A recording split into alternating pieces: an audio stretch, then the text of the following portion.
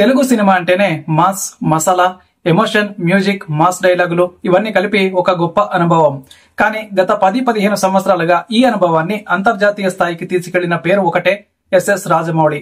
Baahubali, RRR వంటి సినిమాలతో తెలుగు ఇండస్ట్రీని కేవలం దేశీయంగా కాకుండా గ్లోబల్ స్టేజ్ పైన నిలబెట్టిన ఈ డైరెక్టర్ ఇప్పుడు తెలుగు సినిమా స్థాయిని పెంచినవాడు మాత్రమే కాదు, ఆ స్థాయిని నిలబెట్టాల్సిన బాధ్యతను మరో డైరెక్టర్ల భుజాలపైన పెట్టాడు.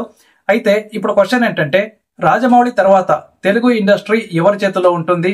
ఎవరు ఆ స్థాయిని మించిన దిశగా తెలుగు సినిమాను తీసుకెళ్తారు? ఎవరి కథలలో, ఎవరి విజన్ లో, ఎవరి ఫ్యాషన్ లో ఆ భవిష్యత్తు ఉంది అనేది ఇప్పుడు ప్రశ్నార్థకంగా మారింది. ఈ సమాధానం కోసం మనం ముందుగా రాజమౌళి స్థిరపరిచిన స్టాండర్డ్స్ ఏంటో తెలుసుకోవాలి.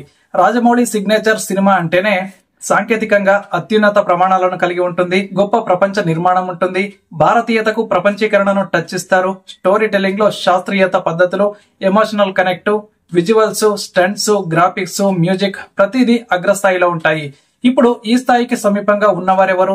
ఎవరి సినిమాలు ఈ దిశగా అభివృద్ధి చెందుతున్నాయి? మొదటగా మనం మాట్లాడుకోవాల్సింది సుకుమార్.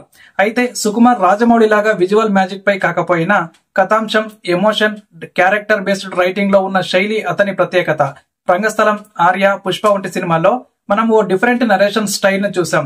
ప్రస్తుతం ఆయన పుష్ప 3తో ఇండియా వ్యాప్తంగా ఆసక్తిని రేపుతున్నారు. పుష్ప 3 కూడా విజయవంతమైతే సుకుమార్ ఖచ్చితంగా రాజమౌళికి సమానంగా గ్లోబల్ రేంజ్ ను సంపాదించగలడు. తర్వాత సందీప్ రెడ్డి వంగ. వివాదాస్పదమైన ఇతని డైరెక్షన్స్ కి ఉన్న విభిన్నమైన భావోద్వేగ నిబద్ధత ఇండియన్ యూత్ ను ఎంతగా ఆకర్షించిందో మనం అర్జున్ రెడ్డి, కబీర్ సింగ్, యానిమల్ సినిమాలో చూసాం. ఇప్పుడు ఇతని స్టైల్ కు బుల్లెట్ స్పీడ్ వృద్ధి వచ్చింది. సందీప్ వంగ సినిమాలు మాస్, డార్క్, ఇంటెన్స్, ఎమోషన్ ఇవన్నీ కలిపి ఒక ప్యాకేజీ లాగా ఉంటాయి. రాబోయే స్పిరిట్ వంటి సినిమాల ద్వారా అతనికి అంతర్జాతీయ గుర్తింపు వచ్చే అవకాశం కూడా ఉంది. మరొక ఆసక్తికరమైన పేరు ప్రశాంత్ వర్మ. ప్రశాంత్ వర్మ మన తెలుగు ఇండస్ట్రీలో ఒరిజినల్ స్టోరీ టెల్లర్స్ లలో ఒకటిగా మారిపోయాడు. జాంబిరెడ్డి, హనుమాన్ వంటి సినిమాలు చూస్తే అతని ఐడియాస్ ఎలా ఉంటాయో తెలుస్తుంది. ముఖ్యంగా హనుమాన్ విజయవంతమైన తర్వాత ఈయన ప్రణవ్ యూనివర్సిటీ నిర్మాణం ప్రారంభించాడు. ఒక క్రియేటివ్ కంటీనం అతనిలో ఉంది. హాలీవుడ్ తరహాలో ఇండియన్ మైథాలజీని కమర్షియల్ మాస్ సినిమా లాగా మార్చడం అతని స్పెషాలిటీ. అందువల్ల ఈయన పేరు తప్పనిసరిగా టాప్ 5 లో ఉంటుంది.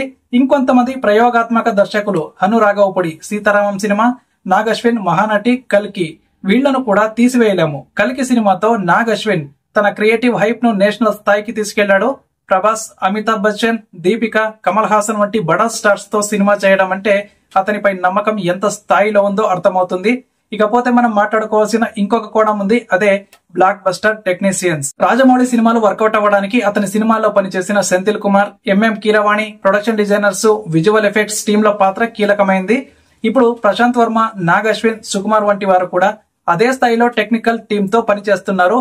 దీని వలన ఇండస్ట్రీ మొత్తంగా టెక్నికల్ ప్రమాణాల్లో పెరుగుతుంది. ఇక మనం ఒక ట్రెండ్ గా గమనించాలి. తెలుగు ఇండస్ట్రీకి రాజమౌళి ఒక రకం బ్రాండ్ ఐడెంటిటీ అయిపోయాడు. ఇప్పుడు మరొక రాజమౌళితో తలపడటానికి కాదు, కానీ వేర్వేరు శైలులతో తమదైన ముద్ర వేయగల డైరెక్టర్లు రావాలి. ఒకరు విజువల్ గ్రాండియర్ మీద దృష్టి పెడతారు, ఇంకొకరు ఎమోషన్, ఇంకొకరు మాస్, ఇంకొకరు టెక్నాలజీ మీద ఫోకస్ చేస్తారు. ఈ పాయింట్ లో మనం చూస్తే Sukumar mind based emotion narrative చేస్తారు. Sandeep Vanga dark youth emotion ఎక్కువగా ఉంటుంది. అలాగే Prashanth Varma Indian mythological science fiction ఉంటుంది. నాగ్ అశ్విన్ ఫ్యూచరిస్టిక్ విజన్ తో ఉంటుంది. రాఘవపూడి కవితాత్మక ప్రేమ కథలు ఉంటాయి. వీళ్ళంతా కలిసి మన తెలుగు సినిమా భవిష్యత్తును వేరే ఒక దశకు తీసుకెళ్లగలగడం ఖాయం. ఒక్కరే రాజమౌళిని రీప్లేస్ చేయలేరు, కానీ వీరంతా కలిసి నెక్స్ట్ ఎరా ఆఫ్ తెలుగు సినిమాను రాస్తారు. అయితే అసలైన ప్రశ్న ఇప్పుడు, తెలుగు ప్రేక్షకులు ఇకపై ఎవరి స్టోరీ టెల్లింగ్ కి ఎక్కువ ఆదరణ చూపించబోతున్నారు? కంటెంట్ బేస్డ్ ఇండియన్ మైథాలజికా, లేక ఇంటెన్స్ యూత్ ఎమోషన్సా, లేక పాన్ ఇండియా ఎక్స్పెరిమెంటల్ సైంటిఫిక్ కా? ఈ ప్రశ్నకు సమాధానం వచ్చే 3 నుండి 5 సంవత్సరాల్లో చూసే అవకాశం ఉంది. కానీ ఒక విషయం మాత్రం స్పష్టంగా చెప్పాలి, రాజమౌళి తర్వాత తెలుగు ఇండస్ట్రీ మళ్ళీ ఏ ఒక్కరి చేతిలో లేదు. ఇది ఇప్పుడు సాంఘిక భవిష్యత్తు. ఒక కలెక్టర్ ఆఫ్ గ్రూప్ క్రియేటివిటీ, సాంకేతిక సాహసం కలిసిన సంయుక్త శక్తిగా మన ఇండస్ట్రీ మారింది.